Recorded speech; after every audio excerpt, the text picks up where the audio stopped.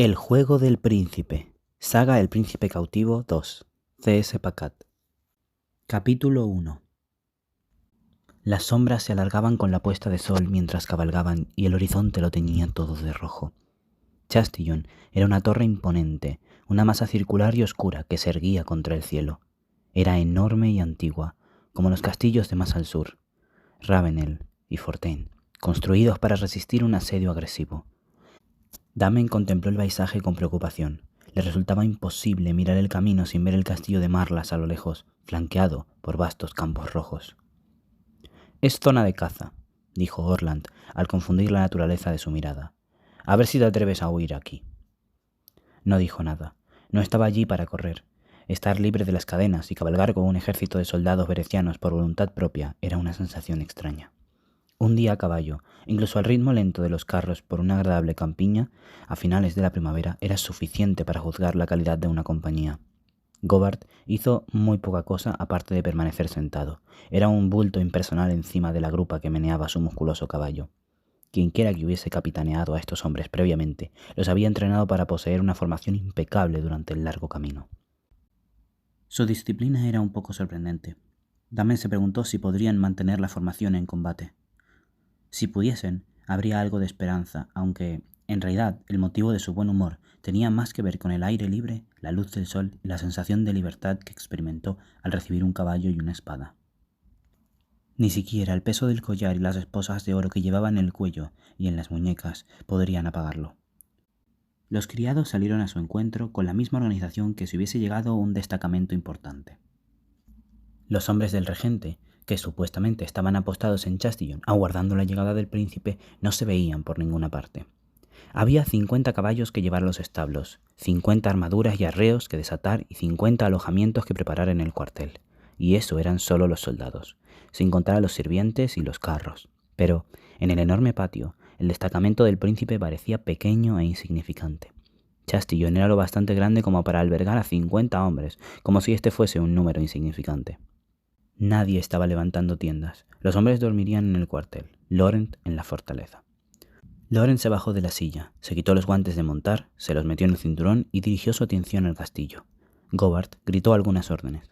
Damen estaba ocupado con su armadura y atendiendo y cuidando a su caballo. Al otro lado del patio, 2 perros alanos bajaron de un salto las escaleras para abalanzarse con gran alborozo sobre Laurent, que frotó a uno de ellos detrás de la oreja, lo que hizo que el otro se pusiera celoso. Orland interrumpió la atención de Damen. «Te llama el médico», dijo, y le señaló con la barbilla un toldo en el otro extremo del patio, bajo el cual se veía un hombre de pelo canoso que resultaba familiar. Damen soltó el peto que agarraba y se marchó. «Siéntate», le ordenó el médico. Damen se sentó con mucho cuidado en el único asiento disponible, un taburete de 3 patas. El médico desabrochó una bolsa de cuero curtido. «Veamos esa espalda.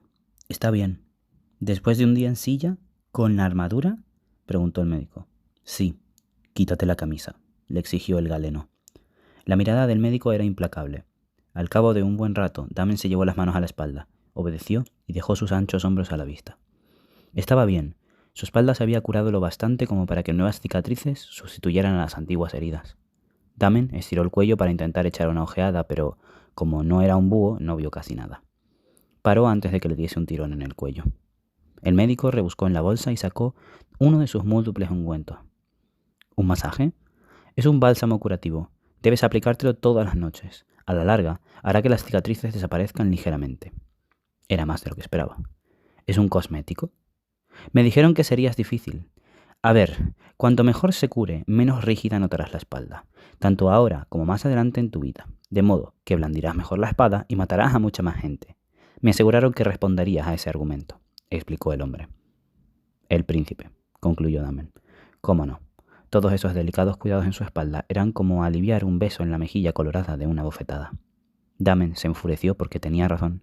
Necesitaba ser capaz de luchar.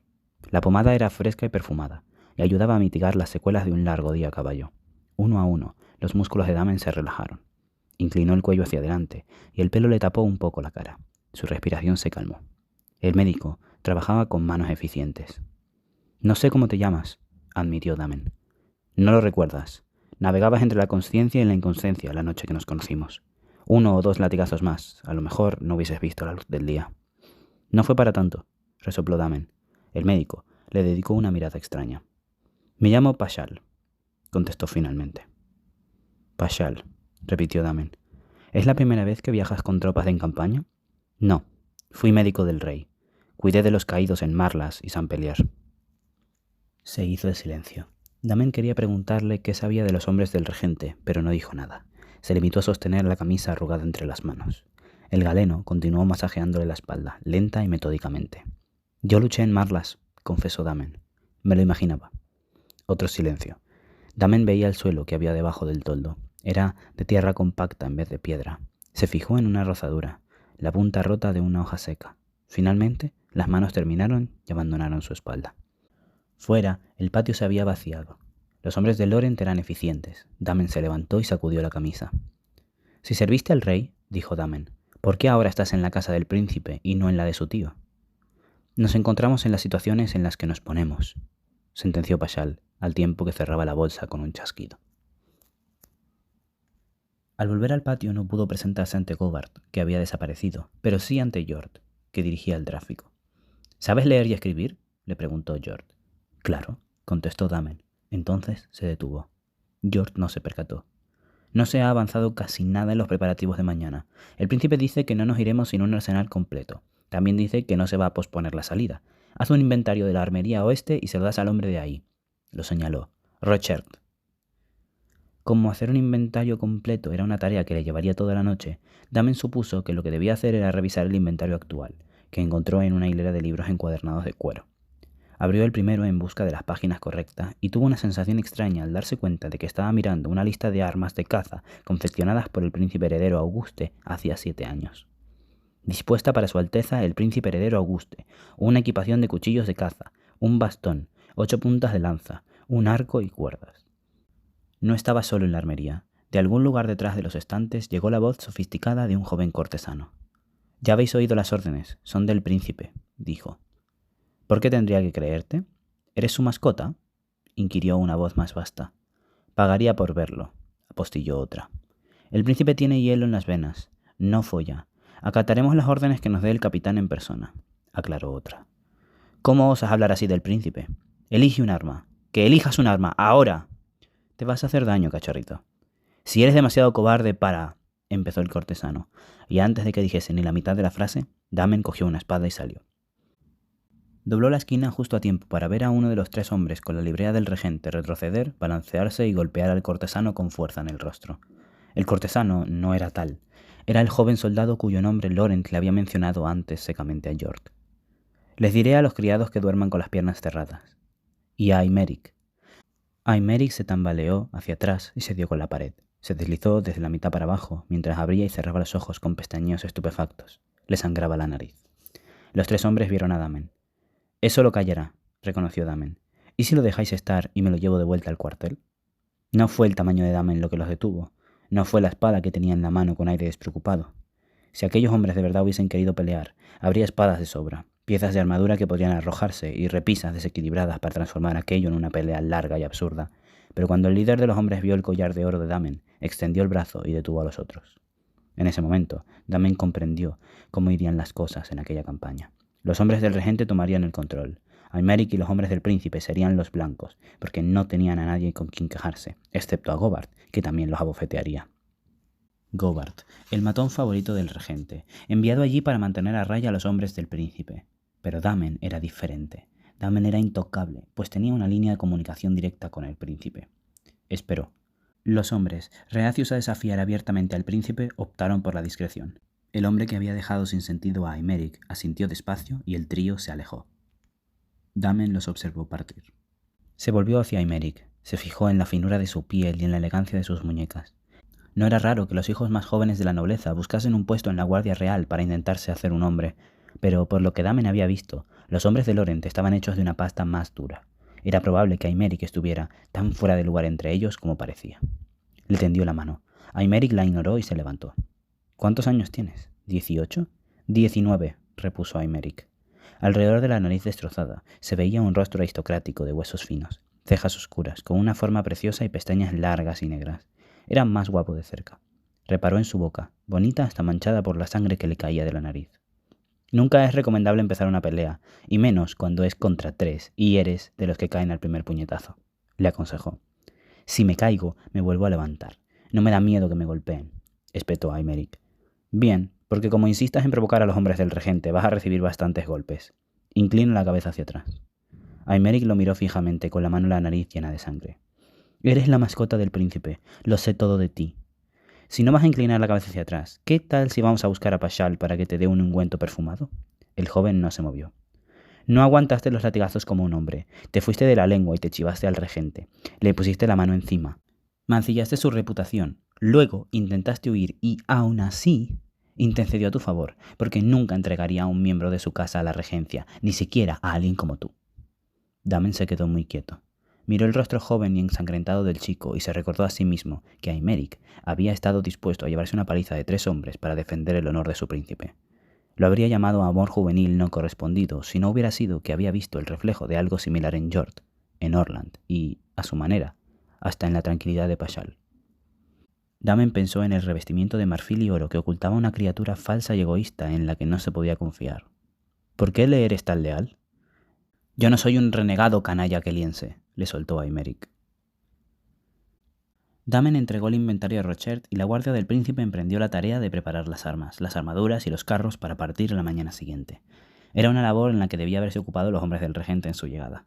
Pero de los 150 designados para marchar con el príncipe, menos de 2 docenas habían acudido a su ayuda. Damen se unió al trabajo, donde era el único que olía a ungüento y canela en cantidad.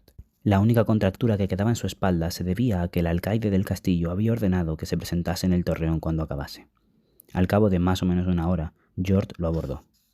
Aymeric es joven. Dice que no volverá a pasar, le informó Jord. Se abstuvo de decir que volvería a pasar y que, en cuanto las 2 facciones de este campamento tomasen la una con la otra, su campaña habría terminado. ¿Dónde está el capitán?, preguntó en su lugar. En uno de los establos, enterrado hasta la cintura en el mozo de cuadra, especificó Jord. El príncipe lo está esperando en el cuartel. De hecho, me han enviado para decirte que fueras a buscarlo. A los establos, dijo Damen. Miró fijamente a Jord sin dar crédito. Mejor tú que yo, contestó el guardia. Búscalo en la parte de atrás. Después, preséntate en la fortaleza. Fue una larga caminata por 2 patios, desde el cuartel hasta los establos.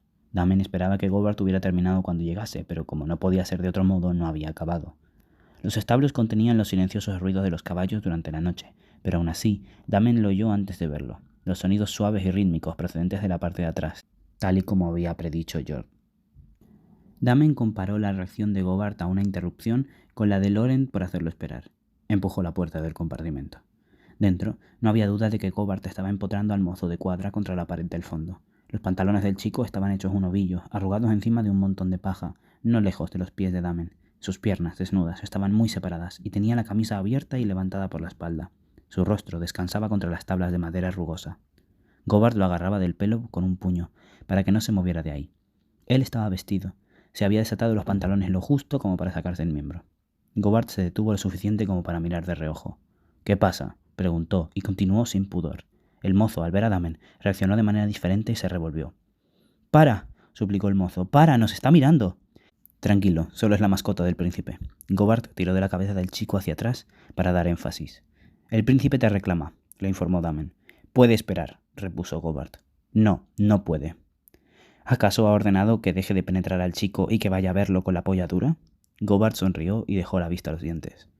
¿No crees que este rollo de ser demasiado estirado para follar es solo teatro y que en verdad es un calientapollas que quiere rabo? Damen notó que la ira se instalaba en su interior. Sentía su peso tangible. Identificó un eco de la impotencia que Aymeric había experimentado en la armería, pero él no era un chiquillo inmaduro de 19 años que nunca había visto una pelea. Sus ojos impasibles recorrieron el cuerpo semidesnudo del mozo. Supuso que de un momento a otro, en ese pequeño y polvoriento compartimento, le devolvería a Gobart todo lo que le debía por haber violado a Erasmus. «Tu príncipe te ha dado una orden», insistió. Gobart se anticipó a Damen y empujó al mozo con fastidio. «Joder, no puedo correrme así», refunfuñó mientras se la volvía a guardar. El caballerizo se tambaleó algunos pasos y tomó aire. «En el cuartel», añadió Damen, y soportó el golpe del hombro de Gobart contra el suyo cuando salió a grandes zancadas. El muchacho miraba fijamente a Damen y respiraba con dificultad. Estaba apoyado en la pared con una mano. La otra estaba entre sus piernas, con airado recato. Sin hablar, Damen agarró los pantalones del chico y se los arrojó. Me iba a pagar un sol de cobre, confesó el mozo, ceñudo. Hablaré con el príncipe, le aseguró Damen. Llegó el momento de presentarse ante el castellano, que lo condujo escaleras arriba y por todo el camino hasta el dormitorio. No estaba tan decorado como los aposentos del palacio de Arles. Las paredes eran gruesas y de piedra labrada. Las ventanas eran de vidrio esmeralizado con celosías entrecruzadas. La oscuridad reinaba en el exterior, por lo que no se veía nada a través de ellas, pero reflejaban las sombras del cuarto. Un friso de hojas de parra recorrían la habitación. Había una chimenea esculpida en la que ardía un fuego y lámparas y tapices en las paredes. Percibió con alivio los cojines y las sedas entre un catre aparte para el esclavo. La recargada opulencia del lecho dominaba la estancia. Las paredes alrededor de la cama estaban cubiertas con paneles de madera oscura tallada. En ellas se representaba una escena de caza en la que un jabalí estaba sujeto por la punta de una lanza que le atravesaba el cuello. No había ni rastro del blasón azul y dorado en forma de estrella. Las cortinas eran de rojo sangre. Estos son los aposentos del regente, dedujo Damen. Había algo inquietante y transgresor en la idea de dormir en la alcoba asignada al tío de Laurent. ¿El príncipe se queda aquí a menudo? El castellano se confundió. Creyó que estaba hablando de la fortaleza, no del cuarto. Muy de vez en cuando. Él y su tío venían mucho por aquí durante los 2 primeros años después de Marlas. A medida que creció, el príncipe perdió el gusto por evadirse aquí. Ya casi nunca viene al Chastillon. Por orden del alcaide del castillo, los criados le llevaron pan y carne. Comió. Retiraron los platos y llevaron una jarra con un contorno precioso y copas, y, quizás sin querer, le dejaron el cuchillo. Damen lo miró y pensó en lo que habría dado por un descuido como ese cuando estuvo atado en Arles. Lo habría cogido y lo habría usado para escapar de palacio. Se sentó a esperar. Encima de la mesa que tenía delante había un mapa detallado de Vere y Aquielos. Cada colina y cada cresta, cada pueblo y cada fortaleza estaban señalados con esmero. El río Serain serpenteaba hacia el sur, pero ya sabía que no estaban siguiendo su curso. Puso la yema del dedo en Chastillon y trazó un posible camino a Delfa, al sur, a través de Vere. Llegó a la línea que marcaba los lindes de su país. Le chirriaba que todos los topónimos estuvieran escritos en bereciano. Achelos, Delfeur. En Arles, el regente había enviado sicarios a matar a su sobrino, con una copa envenenada y la punta de una espada. Lo que pasaba aquí no era eso. Junta a 2 compañías rivales. Ponlas al servicio de un capitán intolerante y partidista y dale el resultado a un príncipe y comandante inmaduro. El grupo se dividiría, y probablemente no había nada que Damen pudiese hacer para impedirlo. Iba a ser una travesía que minaría la moral. La emboscada, que con toda seguridad les aguardaba en la frontera, devastaría a una compañía ya de por sí desorganizada y echada a perder por disputas internas y un liderazgo negligente. Laurent era el único contrapeso del regente y Damen haría todo lo que le había prometido para mantenerlo con vida. Sin embargo, la cruda realidad de la expedición en la frontera era que parecía la última jugada de un juego que ya había terminado. Fuese cual fuese el asunto que Laurent se traía entre manos con Gobard, lo mantuvo ocupado hasta bien entrada la noche. Los ruidos de la fortaleza se silenciaron. Las llamas titilantes se oían en el hogar. Damen se sentó y esperó, con las manos ligeramente entrelazadas. Los sentimientos que la libertad, la ilusión de libertad, despertaban en él eran extraños. Pensó en Jort, en Aymeric y en todos los hombres de Laurent que trabajaban por la noche para prepararse con el fin de salir temprano. Había criados en la fortaleza y no deseaba que Laurent volviese, pero mientras esperaba en los aposentos vacíos, con la lumbre parpadeando del hogar y recorriendo con los ojos las cuidadosas líneas del mapa, fue consciente, como rara vez lo había sido durante su cautiverio, de que estaba solo. Laurent entró y Damen se puso en pie. Se atisbaba a Orland en la puerta detrás de él. «Puedes irte, no necesito escolta en la puerta», lo dispensó Laurent. El hombre asintió y la puerta se cerró. «Te he dejado para el final», dijo Laurent. «Le debéis un sol de cobre al mozo de cuadra», le informó Damen. «El caballerizo debería aprender a exigir el pago antes de ponerse a 4 patas». Con total tranquilidad, Laurent agarró la jarra y una copa y se sirvió un trago. Damen no pudo evitar mirar la copa y recordar la última vez que habían estado juntos y a solas en los aposentos del príncipe. Sus tenues cejas se arquearon durante un instante. «Tu virtud está a salvo. Solo es agua. Probablemente». Laurent dio un sorbo y bajó la copa, que hacía con sus delicados dedos. Miró la silla, tal como haría un anfitrión para ofrecer un asiento, y añadió, como si las palabras lo divirtiesen: «Ponte cómodo. Pasarás la noche aquí». «¿Sin ataduras?», se extrañó Damen. «¿No creéis que voy a intentar escapar, pero no sin antes detenerme únicamente a mataros?» «No hasta que nos acerquemos a la frontera», repuso Laurent. Le devolvió la mirada sin inmutarse. Tan solo se oían los chasquidos y el crepitante fuego. «Va a ser verdad que tenéis hielo en las venas», dijo Damen. Laurent devolvió la copa a la mesa con cuidado y cogió el cuchillo. Era un arma afilada, hecha para cortar carne. Damen notó que se le aceleraba el pulso a medida que Laurent se acercaba. Solo unas noches atrás lo había visto degollar a un hombre y derramar sangre tan roja como la seda sobre la cama de la habitación. Se estremeció cuando los dedos de Laurent tocaron los suyos y apretaron la empuñadura del cuchillo en su mano. Laurent le aferró la muñeca por debajo de la esposa de oro y apretó con fuerza, empujando el arma hacia adelante, de modo que apuntase a su abdomen. La punta de la hoja presionó ligeramente las vestiduras principescas de color azul oscuro. «Me has oído decirle a Orland que se vaya», declaró Laurent. Damen sintió que la mano del príncipe se deslizaba de su muñeca a sus dedos. Su agarre se intensificó. «No voy a perder el tiempo con poses y amenazas. ¿Qué tal si aclaramos cuáles son tus intenciones?», sugirió. Estaba bien colocado, justo debajo de la caja torácica. Lo único que tenía que hacer era inclinarlo hacia arriba y presionar. Era exasperante lo seguro que estaba de sí mismo al demostrar que estaba en lo cierto. Le entraron unas ganas enormes de acabar con él. No era tanto un deseo de violencia como un deseo de clavar el cuchillo en el aplomo de Laurent, de obligarlo a mostrar algo que no fuera fría indiferencia. «Seguro que todavía hay criados que están despiertos. ¿Cómo sé que no vais a gritar?», observó Damen. «¿Tengo pinta de ser de los que gritan?». «No voy a usar el cuchillo», contestó. «Pero si estáis dispuesto a dejarlo en mi mano, subestimáis cuánto quiero usarlo». «No», repuso Laurent. «Sé exactamente lo que es querer matar a un hombre y esperar». Damen retrocedió y bajó el arma. Sus nudillos seguían apretados a su alrededor. Se miraron de hito en hito. «Cuando termine la campaña, creo que si eres un hombre y no un gusano, intentarás cobrarte venganza por lo que te ha pasado. Es lo que espero. Ese día tiraremos los dados y veremos cómo caen. Hasta entonces me servirás. Y que te quede claro una cosa.